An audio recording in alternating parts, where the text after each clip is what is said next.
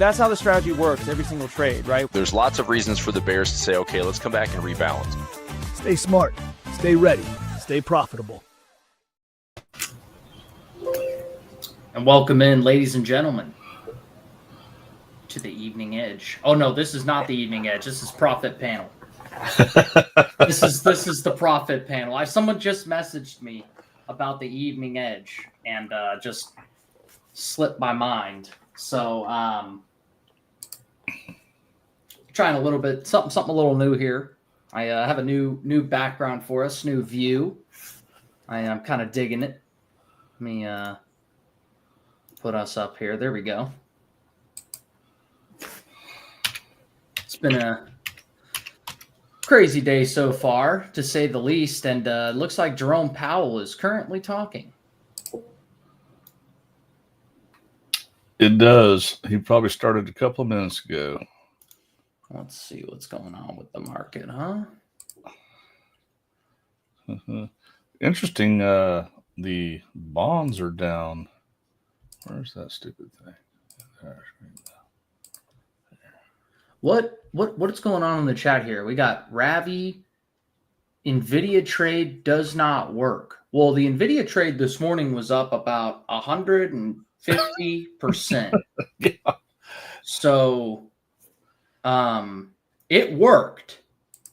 Worked real well. And if you did not take profits, I'm not sure what was going through your mind on that one.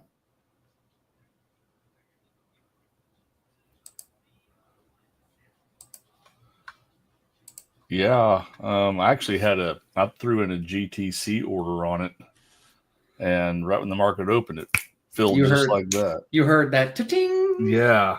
Yeah, that was a good one. Let's see. Yeah, Jimmy, Lumen's looking real good. I've still got one runner left on Lumen.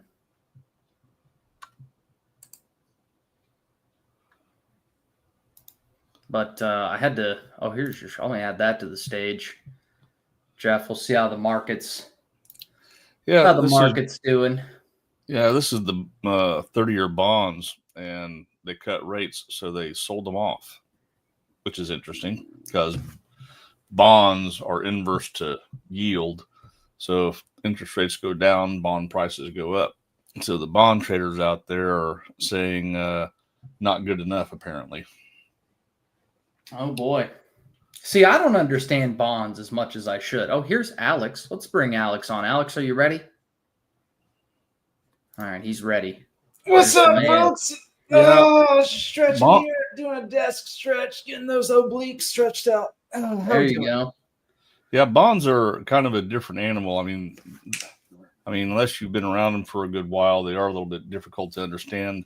There's the bond futures, which is bond price, and then there's the interest rates. And what the Fed's doing, they have nothing to do with the 30-year, 10-year, 5-year notes or anything like that. They deal with the discount rate, which is the overnight rate between banks. So they're cutting that down. In theory, it takes about 4 to 6 months for an interest rate cut or rise to filter into the market, because it's all through lending from the banks and stuff like that. So it takes a good while for that to happen.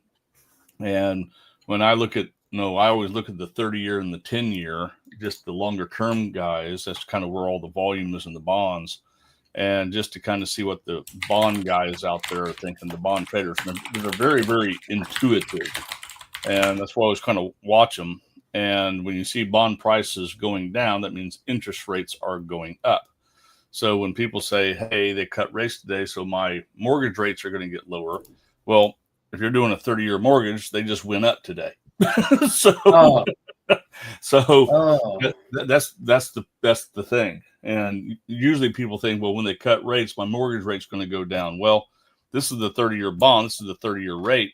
And you can kind of see throughout the day today, actually, since Europe opened up, they've been selling bonds off. So actually interest rates have gone up on the 30-year. And so, which I thought was kind of interesting, because I was thinking, well, today's Fed day. They're really cutting rates. Why aren't they going up? But there it is. It's not to say they won't turn the thing back around. Just right now, that's what they're arguing.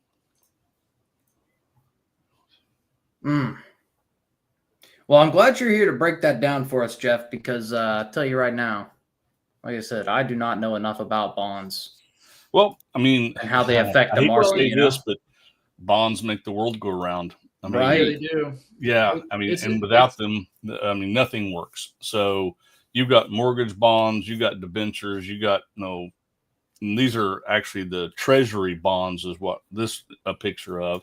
But there's every kind of bond you can think of.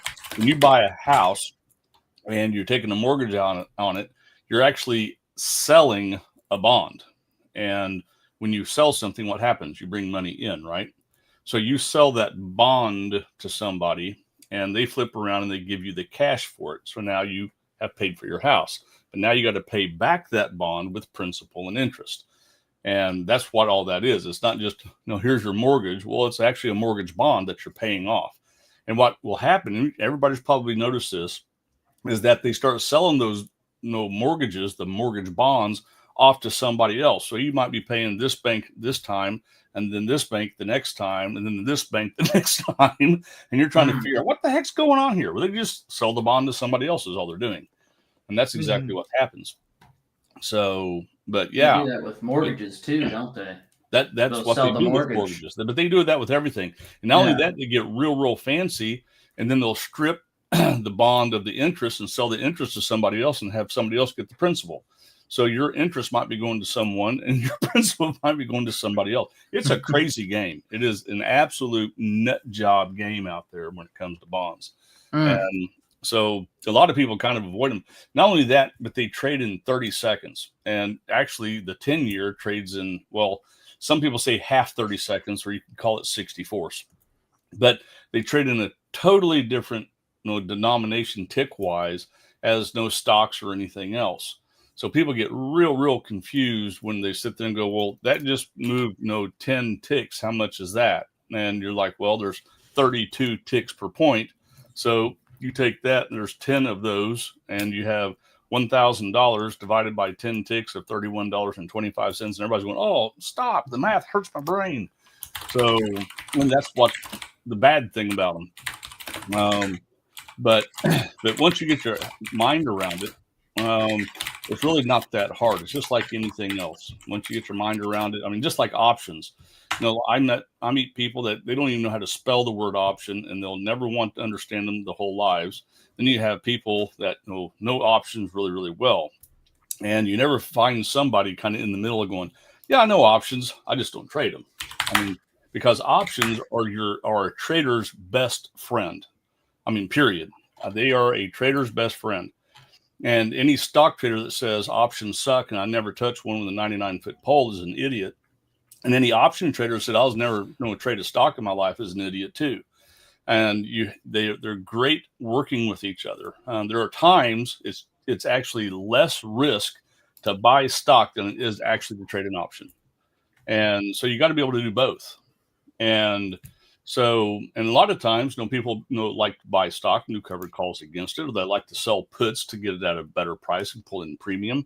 Like I said, they're a great tool, and they can make your stock trade that's absolutely awful not so bad at all. I mean, I've gotten my face peeled on stocks before, and I've sold covered calls and covered calls and covered calls and covered calls and bought puts and bought puts and bought puts, and actually ended up losing about $4,000 on the stock. I ended up making like $100 on the stock because of all the options I did on it. I mean, but that's the thing. They're a great tool. Yeah. So, but I mean, there's a lot of things in trading that people shun away, and I would just strongly recommend people don't shun anything away. If you don't know about it, learn about it, and that's why we're here. I mean, we're here each and every day. If you have questions about stuff, by all means, ask. I mean, between Alex and I, and even Blake, we can probably answer just about any question you want about the market. And if we don't, I'll tell you flat out, I don't know. I don't trade that stuff. Never look at it. So like Forex, I know what Forex is. I have traded in Forex. I can't stand Forex. That's me. That is me only. But I'll trade the futures on currencies all you want to. So yeah. But again, that's me. So. Yeah, and if we don't know the answers, we'll do research. We'll figure it out. Yeah. We can usually find out. I don't know if y'all are watching the spy charts. They are. I don't know. They're not liking what Powell is saying. What is he? Anybody watching it on YouTube or something? What's he saying? I got it pulled up right now. I mean, from the sounds of it, he's being very hawkish. And they are hammered the S&P. They're hammering it right now. They're going to grab this this liquidity pool down here. Yeah.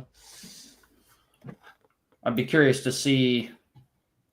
I'm on my camera's completely. I'm on my other computer, so I've got a million different screens and tabs open. I'm trying to get myself situated. I don't even know. Did that dump just happen right when he opened up his mouth?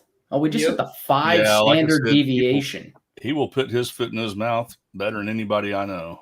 We've seen this pattern play out. Well, let's see what the sell-off does. I'm curious if they buy this back up down here, or if they take it lower. Yeah, we've seen this play out. Like I think the last time too, it sold off and then rallied hard into the close. No guarantee that'll happen. That's pretty crazy, though. I will say that. Is NVIDIA going to fill that gap? I hope not. We just opened a position on NVIDIA. But there were so many calls on NVIDIA coming in. So I don't know. I'm still pretty okay with it. I mean, even at 226, there was another additional 215K order come in at 215. 229 after that. And there's 1,000. Yeah, I'm looking at see if there's any if it changes. Let's see, if stuff comes in. I mean, there's still calls coming in. The call to put ratio is going up now on the scanner, which is pretty wild. Yeah.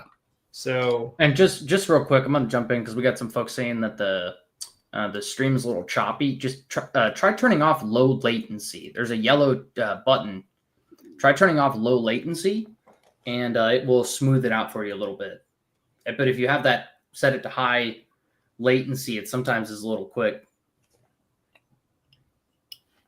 But yeah, sorry to interrupt there. There's just a lot going on right now during this profit panel.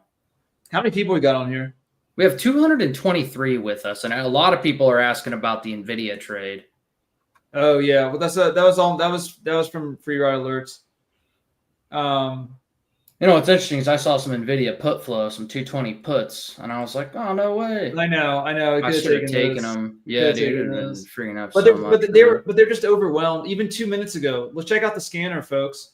2 minutes ago, another for tomorrow for 215, another a huge lot of NVIDIA trades just landed. So I don't know.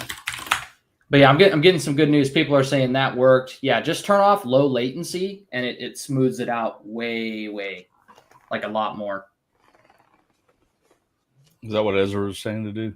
Yeah, he was hitting up the chat. I was like, okay. The only thing I know to do is just turn off low latency. Is gold dropping too, Jeff? Yeah. It was trading above 4,000 until we started talking. Then it dropped about 35 points. Interesting. Wouldn't you normally expect the opposite? Well, it's like the bonds. They cut rates. What bonds do? They sold off too. Yeah, Captain Phyllis is dropping some funny stuff today. He's cracking at the market. No Yeah. kidding, man. No, absolutely not kidding around at all. Yeah, I would just be very patient with this. I mean, he's still talking. And we know from experience that Powell tends to make pools of liquidity. They grab the low pool. So I'd be hard pressed to think they're not going to try to grab the pool of higher liquidity, but we'll see. So far, it's not looking good. Well, I mean, Powell has a tendency to speak for about 30, 45 minutes, sometimes a little longer. So just beware of that. Mm-hmm. What yeah, wow. What are bonds doing right now? They selling off? Jeff, Yeah. move your chart over a little bit so we can see what you got. Oh no, they're rising. Or I guess they're selling off. They are. Yeah, so that's the weird thing about bonds. when they go up, they sell off. When they go down, they rise. It's bullish. Yeah. But like I said, I mean, that's what I was talking about right when you came in, Alex, bonds are selling off even though they cut rates. So, and I think with that, I mean, a lot of times gold will go with bonds. So It's going. yeah. Gold is going, but now it's kind of bouncing. Everything's bouncing. SPY's bouncing. Look at that big old candlestick on SPY. Look at that. I'm watching on the 3-minute chart for anyone who wants to follow along. Well, the dollar's rallying too. Interesting. U.S. dollar's at 99 now. It was down at 98.5. All right, let me see what's going on here. I'm multitasking right now, so I'll let you guys kind of get after it here. Yeah, everything's going to get nailed right now, and it doesn't matter what we're in; it's going to get nailed. But again, there's no again, we all knew rates were coming. I don't know. Rate cuts were coming. Whatever Powell says again, it doesn't.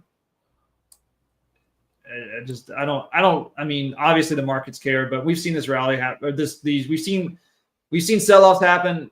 I think last time when he spoke, and then it came back up. We have Trump-China meeting tomorrow. It came back up the next day, didn't it?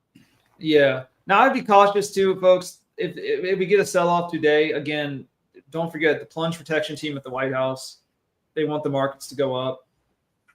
Earnings have been blowout. Yeah. Nothing Powell is saying. One, he's talking about data we've already seen. I had to put Fiserv on here. What'd you say?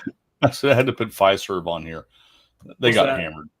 Oh, I saw that on CNBC. What is Fiserv?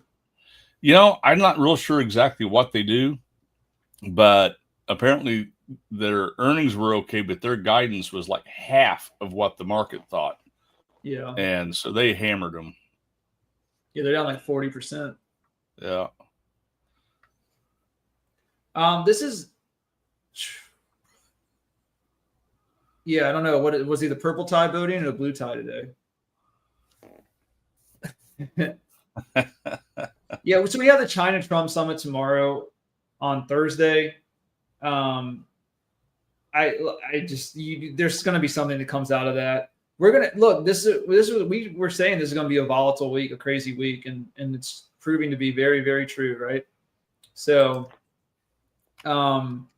but I think Trump will announce something. The administration will announce some deal in China. I wouldn't be surprised if that buoys the markets again, even if we don't get a recovery today, which it looks like we're trying to get. We still got a good little hour and 10 here. So, what's LRN? I don't know. LRN Stride. I never heard of them. They're down 52%. Well, somebody just typed in what the hell with LRN, and I just looks like Fiserv. So yeah, it does. Stride. I think it's down worse than Fiserv. Yeah, Sandy, I know I messed up the BE alert today. It looks like people got in. You can always check the scanner if you have it which you do have it, to check the alerts. And just but I think a lot of people did get into that. I think who got in on BE this morning?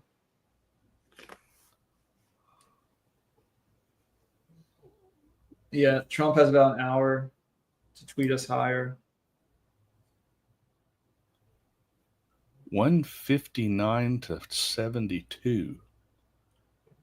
Down 52%. Golly. That's crazy. Yeah, they're just an online learning thing. Yeah. Third-party online curriculum, software system, educational services in the United States. That's crazy. So apparently they're not teaching people well or something. I don't know. Yeah, well, education stats being what they are. Yeah. Yeah. What a majority of Americans are not at a third grade reading level or something.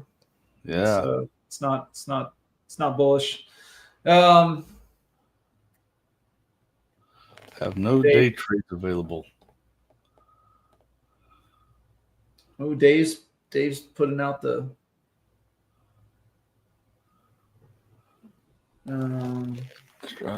Sure, same thing. Heavily trading after fiscal revenue guidance missed forecasts again.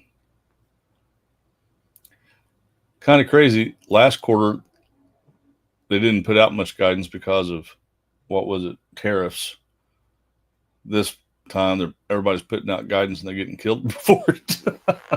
Yeah, just don't put out guidance. Yeah. And they're not required to put out guidance. Yes. Well, Trump was talking about doing away with quarterly earnings at all. Are you going to do it semi-annually or just annually or what? I think it was 6 months? Yeah, semi-annually. Huh. What are you looking at? What's that chart? LRN. That's LRN, yeah. So folks, let's go. So this is typically our credit spread day, though I think it's a little tight to take a credit spread today. I don't really want to open a spread. At this point, but I do want to, for next week, and honestly, just in general, understanding theta is a cool concept and an important concept. I was going to do a little training deck, Jeff, on theta. Cool. I'm going to go ahead and grab the screen from you. Yeah, go for it. Because it's one of the more important Greeks.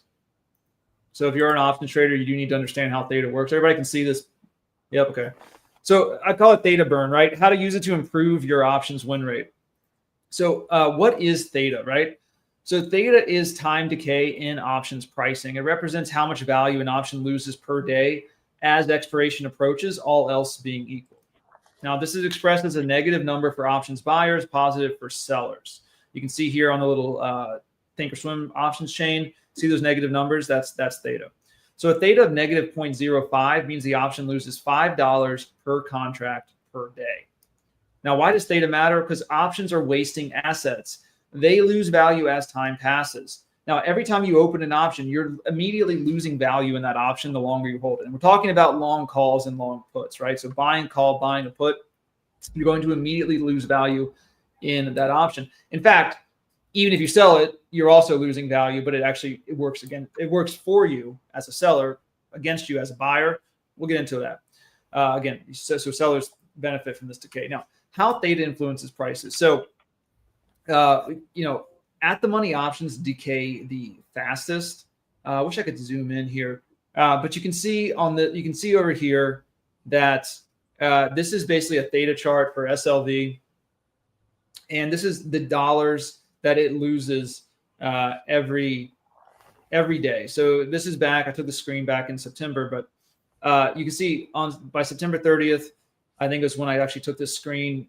It's going to lose $1.96 by the end of the day. It's going to lose 201 by the next day, 206 by the next day, 210 by the next day, 214 after that, on and on and on. And what's really important to note is that as you get closer to expiration, so in this case it was the November 21st expiration, theta decay is going to accelerate into expiration. So by the end of it, you're losing $4.81 of that option by the end of expiration, $5 by expiration a day. Why is this? So why do at the money options decay so fast? Because those options have strike prices at or very near the underlying asset's current price. So at the money options are so close to being in the money, the probability of them becoming profitable or remaining unprofitable can change really quickly, right? A dollar move up can change, a dollar move down can change it. It goes bump, bump, bump. This uncertainty contributes to their higher premium and consequently their faster time burn. In other words, this means they have the most time value. In other words, extrinsic value, the least or no intrinsic value. Time value is the portion of the option's premium that is subject to theta decay. Now, as an option approaches its expiration date, its time value diminishes at an accelerating rate. Okay, again, theta decay. At the money options with higher initial extrinsic value experience this decay more intensely in the final weeks before expiration. Now, out of the money options lose value more steadily, right? They still lose value, but you can see here, they're losing 50 cents, 589. Okay, so that's like a very precise amount of value it's losing. Day one, it's losing 0.581, it's losing 0.572, 0.566, but it doesn't like accelerate in the same manner that the at the money, right? It's a more even decay. You can see here towards the end, they're decaying at 530 or 53, 53, 53, 53, 53 all through expiration. It's basically the decay is a stable measure coming up on that last 2 weeks of expiration versus the at the money options where the decay accelerates. All right. And it's the same for, to the call side too. That was the put side out of the money. That's the call side out of the money. You can see the same thing, right? They're basically just stable. It's a much more smaller amount of time decay. In the money options have intrinsic value that does not decay. Their extrinsic value is lower than at the money options. So this also results in a slower decay rate. Out of the money options have very little or no intrinsic value, a smaller amount of extrinsic value than at the money options. So they also decay at a slower rate. Now there's a curve to theta decay, hockey stick curve. It's non-linear, right? It's logarithmic. Now it accelerates as expiration gets closer. You can see basically this is the rate of theta decay. This is the rate of theta decay. It's more flat as we're farther away from expiration. So as we get closer to expiration, it accelerates. Now in those last 30 days of like a 120 day out options contract, it's going to accelerate very, very, very fast. It's going to basically, you're losing value even faster as we get closer to that expiration. Now there's some key factors that affect theta burn.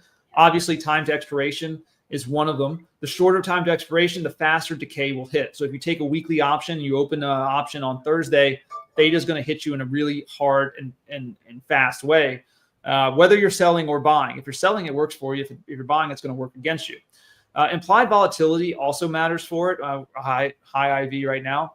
Higher IV slows decay down. Options become more expensive, right?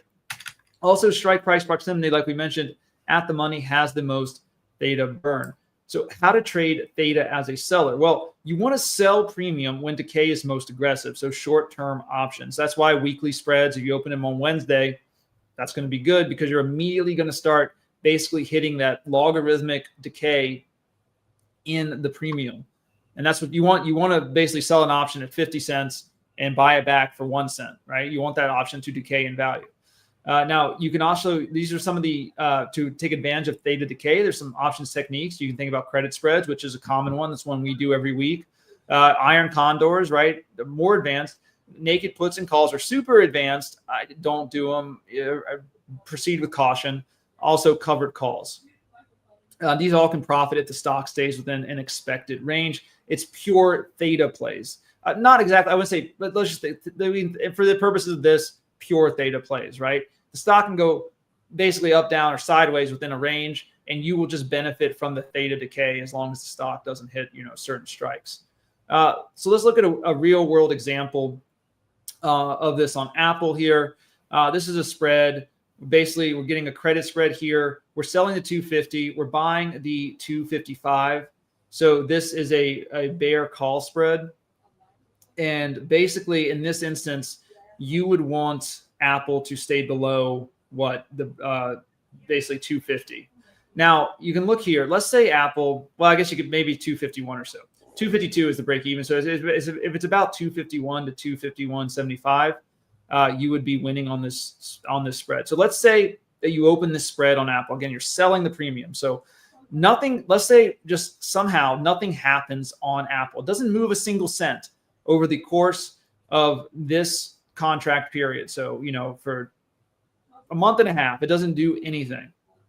Now you're selling premium, which means that you really want basically you're benefiting from theta decay. If you're buying an option, you would be losing to theta decay. But since you're selling this spread, you're benefiting from theta decay.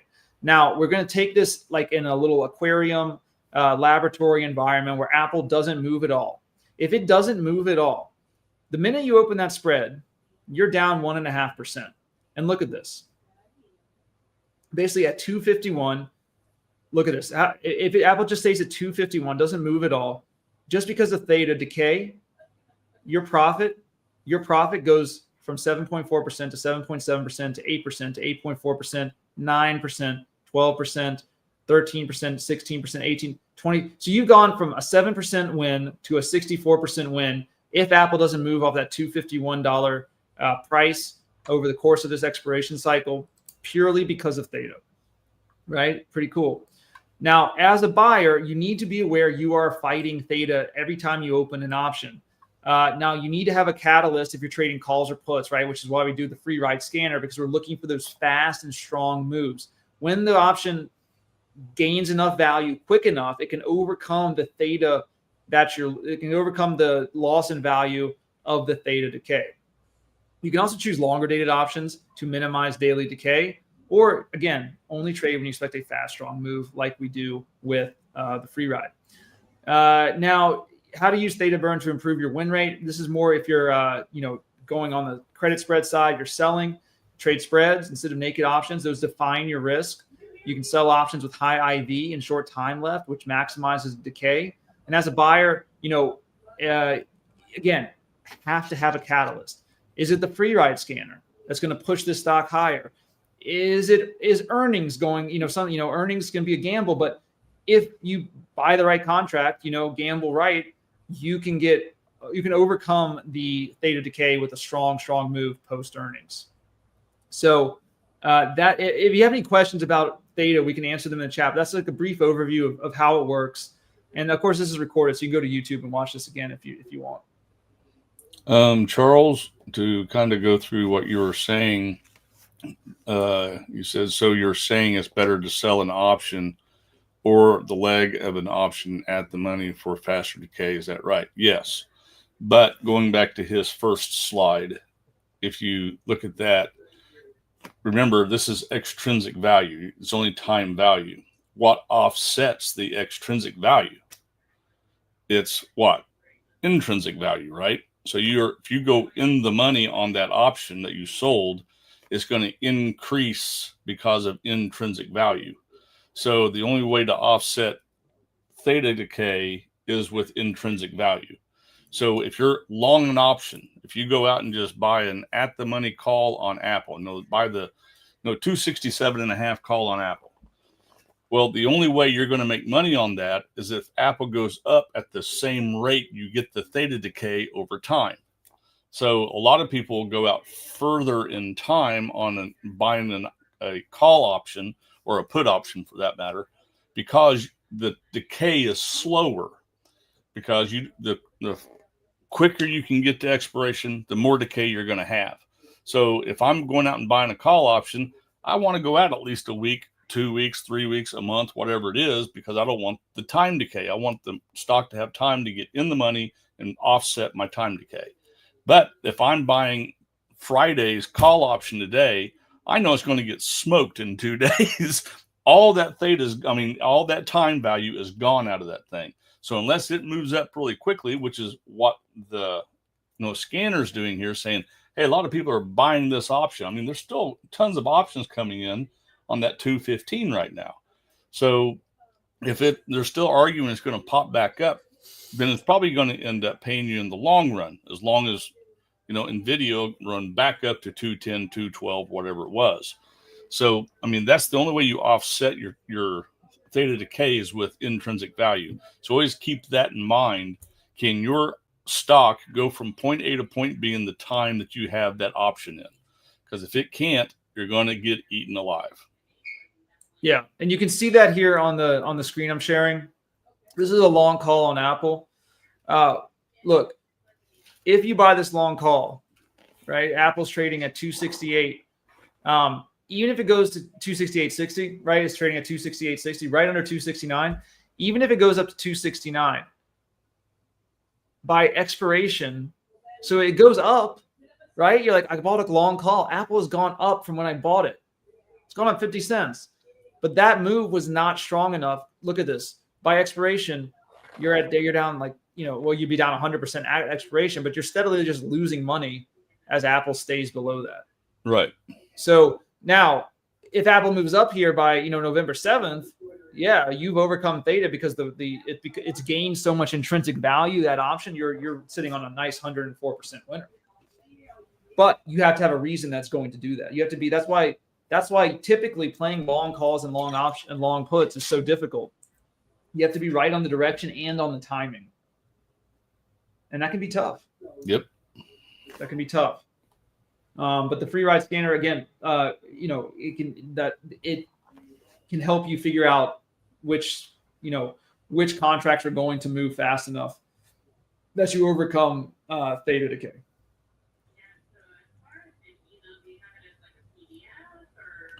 Makes sense for everyone.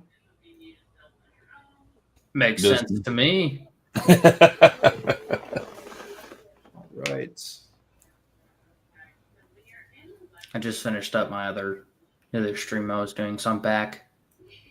Awesome. So we got okay. So yeah, I don't know. Has he stopped talking yet? Let me pull him up here. Is he I got still my going? No, he's still going, man. He's still going. He's still yip yapping. Cool. Everyone's Yeah, I'm not too saying worried about any of these positions, folks. I think we'll be fine. Yeah, they seem to be buying up this.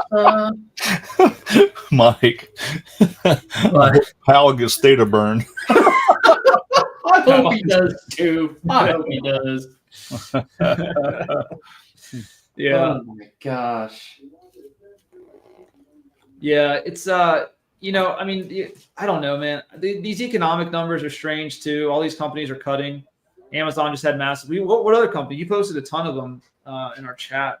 Yeah, you had both Paramount and what was that other one? There was it Ford or GM? GM's laying off 1,700, and they blamed it on EV challenges. But Paramount laid some off. And what was really weird is I saw that Paramount was laying off 1,000 employees, but I went to another site and they said they were laying off 2,000 employees. So I don't know who's right on that. But apparently they're laying some off. Yeah, that was weird too yesterday with Amazon. They were like laying off 30,000. The actual number was like 14,000. Yeah, exactly. So, of course, UPS was laying them off also. Yeah. Yeah, the UPS spread was looking solid earlier today. I don't know if it is now, but yeah, I think it's still up. It is still up. Oh yeah, UPS is up 22%. That spread we took.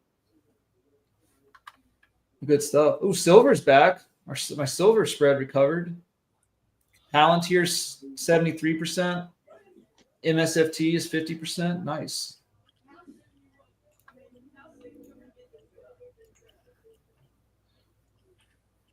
Nice. So yeah, I mean, look, I don't know. Oh, Nvidia's recovering nice. Let's go to the 3-minute chart on that. Oh my gosh, guys, I've been so busy today. I totally forgot to ask. If anybody loves what we're doing here on the Profit Panel, let me know in the chat right now. If you love what we do every single day in here, giving you guys free trades, breaking down the market, let me know in the chat, please. I just want to get some personal testimonials strictly relating to the Profit Panel with me, Alex, and Jeff, what you guys think of it. So just like what Administrator said, if you guys feel the same way, please post that.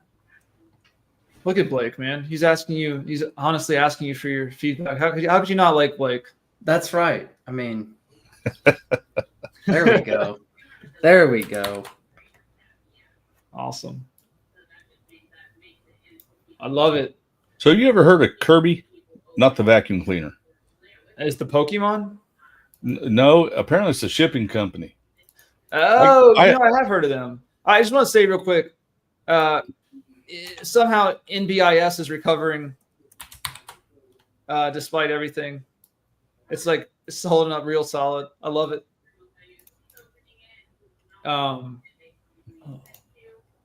Kirby. What's the ticker? Yeah, it's a KEX. They jumped up big time today. I assume their earnings came out. Oh yeah, one day. Oh wow. Yep, earnings. They're what are they? Freight shipping or ships or what? It's marine shipping. Marine shipping. Are they like freight? Are they oil tankers or what? Freight. Okay. So, but yeah, they came up on my scanner today, and I was like, "Who the heck is this?" I was like, "Kirby." I was like, "Oh, the vacuum cleaner company." I was like, "What are they doing?" And then I found out they're not. Yeah, they're marine shipping. That's totally different than vacuums. Yeah, interesting. They're up a lot. Mm-hmm. What's the options chain look like on them? Now that they're not even selling off a lot. I don't think. No. Look at that. They've just been rising, even despite Powell and his stupid mouth. Their options really don't look good at all. Yeah. Oh yeah, those suck. Yeah. Wow. I mean, Well, even Scorpio is another one. What's that? STNG. I like Scorpio. SPNG. ST as in Tyler. Ah, Tango. Sting. Yeah. They don't really have a great options chain, but they're another. When are they doing earnings? Thursday morning, tomorrow morning. So yeah, they're a solid company. We got into them in like it was like a long-term hold service. I think we're up. I don't know what we're up. It was a while. They were a big beneficiary of the Suez Canal, not the Suez, sorry, the Red Sea crisis.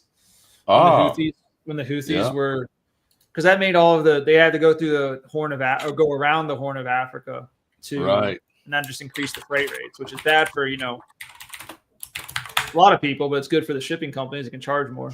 Yep. So. Yeah, it's like shutting down the Panama Canal, and you got to go around the Horn of South America down there, Chile. Oh yeah, through the old Bering Strait. And, the Strait, the Drake. The Drake Passage. Drake Passage, is that the Drake Passage? Yeah, that thing is like the worst piece of ocean in the world, or something like that. Freaking deadly. Have you guys ever read Endurance? Anybody here ever read Endurance, the book? It's about what was his name? Basically, this guy in like 1914, he did this expedition to Antarctica to reach like the South Pole. The ship gets stuck in an ice floe, and for 2 years they basically have to live on the Antarctic ice. Him and his crew. They end up. It's just such a good story, man. Nobody dies out of the whole crew. Nobody dies. The guy makes sure his entire crew gets saved. They end up taking a little skiff around on the Drake Passage. And Drake Passage, if you look on YouTube, type in Drake Passage, you can see modern ships going through it, like giant ships. And the waves are freaking insane. These guys are on an uncovered little wooden makeshift boat. Yeah, Shackleton was his name, Ernest Shackleton. They're on a makeshift little boat just going through the Drake Passage. And dude, it's such a good story, man. It's like the most. It'll hype you up. I definitely recommend that. It's called Endurance. It's really good. For those of you guys that want replays, we've had a lot of requests in the chat for replays. I'm posting the link right now. That's our replay page. So you guys can go to that link and you can access all the replays from Prosperity Pub to the Evening Edge, which is what I do at like 7 o'clock. And then from the Profit Panel for what me, Alex, and Jeff do every day at 2:30. Yeah. Yeah, these are all posted to YouTube, right? Yeah, posted to YouTube as well. We actually have several people watching us from YouTube right now. Oh, nice. So that's awesome. We're going to start doing a little $1 thing too. It'll cost $1. But we're going to put our picks. We're going to put some extra training materials, some calculators and stuff in there, and some research reports for everybody. It'll just be a nice little portal to keep everything sort of, everybody can reference it back and look at things. It'd be pretty cool. All right, folks. So gold and silver, obviously. You got a nice little interview on Market Beat. Oh yeah, I had an interview on Market Beat yesterday. Talked about tickers. One of them was Ricey. Yeah. Rolls Royce, right? Yeah. I watched that interview. That was a really good one. Oh, thanks, man. Yeah, dude. Everybody, there's comments on me. I think I said Rolls Royce, the car company. People were like, Rolls Royce doesn't. I understand why people do when they go into the YouTube, they're don't ever read the comments. Everybody's like, you idiot, Rolls Royce doesn't create cars. I don't think I ever said they create cars. I was just if you think of Rolls Royce, what do you think of? You don't think of nuclear reactors. You think of cars. Yeah. It's or jet engines. Yeah. They make jet engines too. They're really a jet engine company, and they also do SMRs. Everybody's like, they don't even make cars anymore. I'm like, dude, I know, but when you think about Rolls Royce, right? It's you think about cars. Whatever. Yeah. but yeah, watch the interview. I talked. It was really fun. We talked about so Rolls-Royce. I think it's really well positioned for the SMR stuff. They're building out a ton of reactors over in Europe. We had this big UK-US agreement to roll out nuclear energy, and voting. Yeah, well, so I like Oklo for trading, but it's a vaporware stock. You know what I'm saying? So Oklo doesn't really have anything, even though Oklo is like it's way overvalued at this. They're pumping, jeez, today. Oklo is way overvalued. They haven't built a reactor yet. They keep on saying they have all these deals, but like, where's the stuff? Where's the goods? So I did diss Oklo a lot, but well, they have no revenue. What'd you say? I said that's my disclaimer. Yeah, I do diss Oklo a lot. So if you're an Oklo fan, you might get triggered. But don't they not make money? No, they don't make any money. They don't have any production. I don't understand. Like, it's all future value, but it's all hold on. You can't say. I mean, Amazon didn't make money for years. That's true. And they went up and they went up and they would come out and go, yeah, we lost $240 million last quarter. And I mean, they did that. They dump them off and they'd rally them out. And finally, look, now they're making money. That's true. So don't diss them too bad if they're going to be like an Amazon. Well, that's why I also say, oh yeah, look, we traded Oklo. That's why I can say, like, oh yeah, we traded Oklo when it was only $125. Now it's $300. But yeah, we'll see. Well, I mean, that is a good point. We'll see if they do ever actually have anything. I mean, they're backed by Sam Altman, so they're inextricably linked to OpenAI. Right. And that's obviously nuclear is going to be really good for AI. Really, it's the only thing that can solve the energy needs of AI. Another one, of course, we talked about this. We traded this a couple days ago. Is UUUU. Pretty sure they're the only domestic energy or uranium manufacturer miner in the U.S. I'm pretty sure they are, or at least they're the biggest. Their White Mesa mill in Utah has a lot of rare earth minerals as well. So again, trying to decouple from China, they control most of the global supply of that stuff. Is SMR not U.S.? No, they are. Okay. But do they have a uranium mine? Well, no. Okay. No. They build the things. They don't have the uranium mine. You're looking at the materials themselves. Okay. Yeah. And there's very little, right? I wanted to try and there's other companies that have a lot of nuclear assets like CEG, but that's like $400. On that interview, I wanted to give some that, are a little less pricey than that. I still think CEG is long-term going to be good stock. I mean, it is a good look at it. It's been baller this year, just since April even.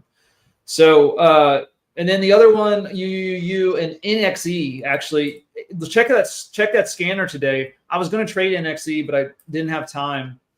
But it would have been a nice little runner today. But they just signed a big it's like a 25-year power purchase agreement with Google. They're going to be reopening Iowa's only nuclear reactor that went offline. They're going to be reopening that up with funding from Google, supplying the power to Google. They're only 972 right now, so this is a good little runner in XE. And yeah, that's the synopsis. But definitely, if you don't mind, go ahead and like it, comment below, tell them you love Alex, because they'll get me back on the more views they get. That's right. So everyone go in there and like, comment. Yeah. So it's only got like 45K views. Yeah, it seems so to it's be doing NXE as an echo, not NXT as in tango. Yeah, exactly. Okay. I'm going to say because NXT is like a solar company. So that's why I was wondering if I was hearing that right. Yeah, not NXT, not Next Tracker, NXE. Okay. I worked in a machine shop for about 10, 15 years, so I have a little bit of a hearing loss. Oh yeah, that's loud. My cousin's dad is a machinist, So pretty cool stuff he does though. So I know, look, with the Fed cuts, with Powell talk, I know all eyes are on gold. You want to tell us a little more about gold, what you're watching, Jeff, how you're trading it? yeah. Gold is actually, of course, one of my favorite things to trade and around and everything like that. I think a lot of people have seen gold pull back a little bit here. And here, let me just pull this up.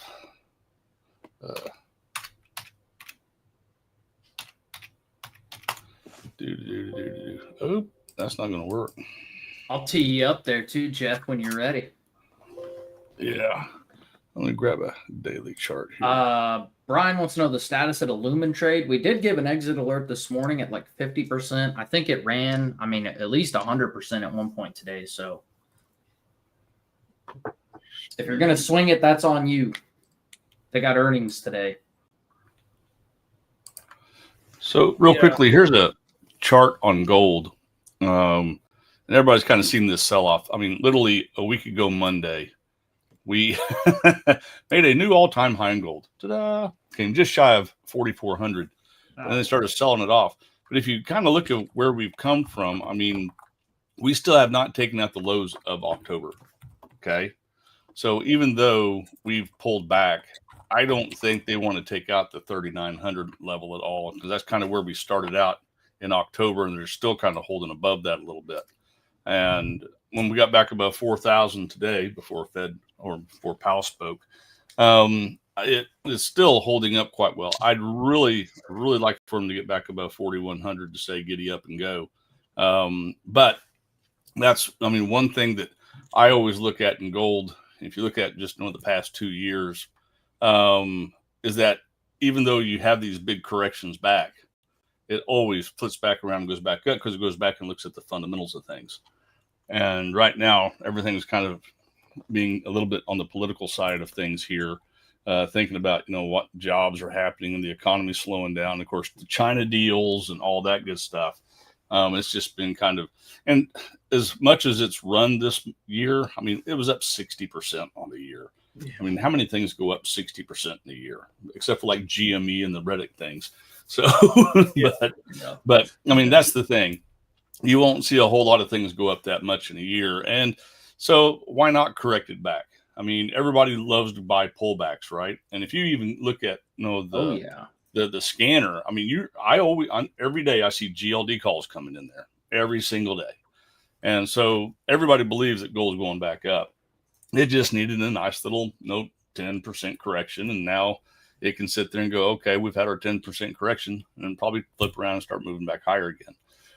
And with that, let me pull some stuff out of the way here and start in, let's see here. There we go. A little bit of gold action today. Bit of gold action today. Gold finger. What happened to my? I'm lost. Do you need a slide deck, Jeff? No, ma'am. Actually looking for. There it is. Thought I lost. Well, I thought I lost the room. Oh. So I'm gonna change screens. Yeah, go for it. I'll tee you up. That one. Sean keeps track of all his trades on a calendar. Is that what you're saying, man? Yeah. Fed days are tough. But there's I have to go back and review what he said. I don't really think there's anything he said that nobody knew. And just little nice there it is. sell off. Right. Got that back. Ending the stream on YouTube.